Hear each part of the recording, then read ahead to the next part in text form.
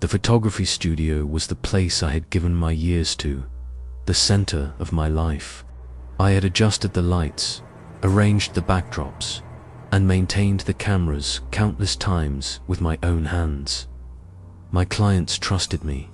They felt comfortable posing under my guidance. To me, the studio was not just a job, but a home. I spent most of my days there, even drinking my coffee at the same desk where I worked. Though I was alone most of the time, the space was large 2 floors. When necessary, I called in help, but usually I handled everything myself. The upper floor was entirely mine, different sections for shoots, lighting rigs, large archive cabinets, and a small office. Downstairs, there was a waiting lounge for clients, a makeup room, and additional areas for different backdrops. I arrived early that morning. It was going to be a busy day. Model shoots first. Then in the evening, a family who had booked for portraits. I tidied up, checked the camera batteries, and adjusted the lights. Everything was ready. The models arrived on time. It was an easy job, fixed poses, simple lighting. For a few hours we worked through shots with laughter, pose changes, and the constant popping of the flash. By noon, the session was finished. I wasn't tired. Everything had gone smoothly. But the real work was scheduled for the evening. A family portrait session. A couple and their 3 children. 2 boys and a girl wanted everything from traditional to modern styles. It would be demanding, but I loved capturing people's memories. As the evening came, the family entered the studio. The parents, smiling warmly, and their 3 children, energetic, cheerful. Their liveliness filled the room. It made my job easy. I set up the camera, adjusted the lights, and we began. They posed both seriously and playfully, with laughter echoing through the space. By the time we finished, everyone was happy. I told them they could pick up the photos the next day. They left, and I locked the door behind them. Back upstairs, my work wasn't done. I had to edit the day's photos. The model shots were quick fixes, light adjustments, small touch-ups, but the family portraits required more attention. As I reviewed the pictures, I couldn't shake a subtle discomfort. In the dim red light where I sometimes previewed prints, strange shadows crept into the corners of the frames. At first, I blamed my tiredness. Yet, as I kept working, the little girl's expression unsettled me.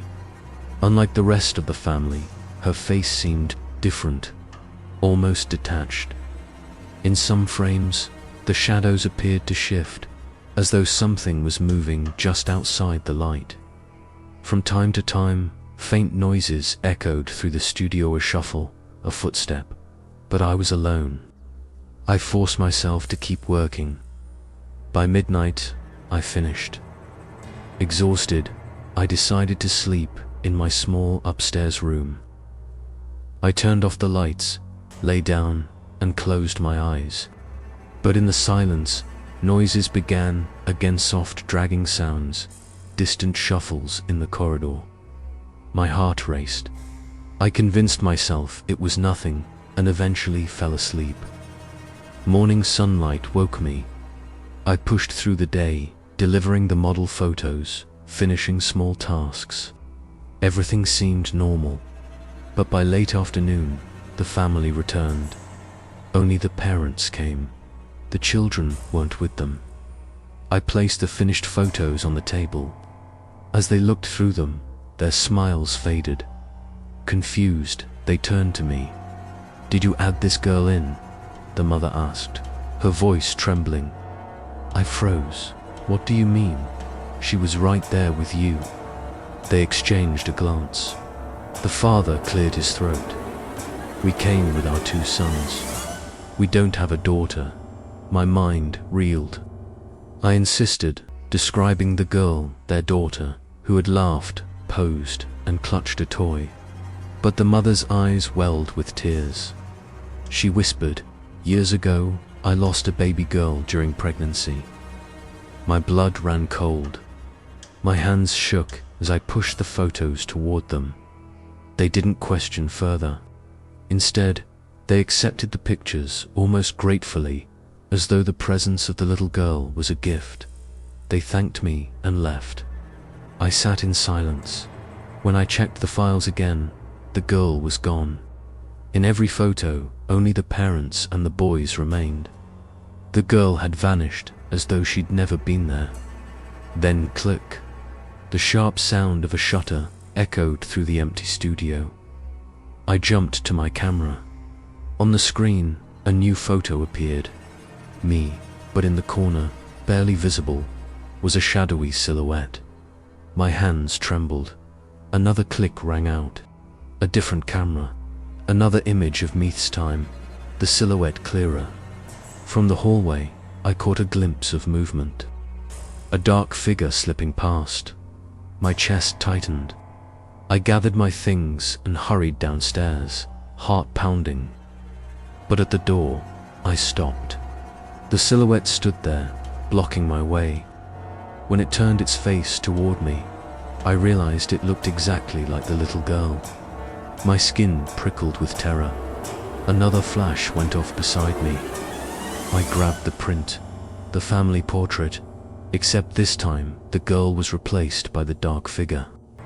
When I looked up, the silhouette was gone. The door was open. I ran, bolted to my car, and drove away as fast as I could. In the mirror, the studio faded into the distance, but my fear didn't. Shaken, I tried to call the family. No answer. Over and over I dialed, checked the number, nothing. Finally, I drove to their address. The house was dark, its gate half open, as if untouched for years. I rang the bell, knocked, called out, no reply.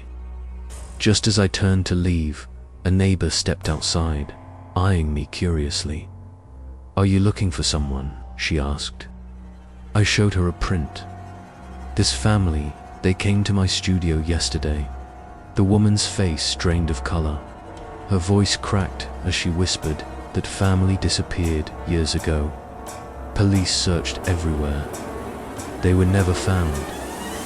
Her words echoed in my skull. I muttered something, clutching the photo, and stumbled back to my car. My knees felt weak. From the corner of my eye, I thought I saw movement behind the dark curtains of their window, a small hand, briefly pressing against the glass before fading away. I started the engine, heart pounding. In the passenger seat lay my camera. Against my better judgment, I checked it once more. Every frame was empty. No parents, no children, just the backdrops, the lights, and the hollow studio. That night, as I drove away, one thought consumed me. Every time I press the shutter now, I no longer know what I'm really capturing.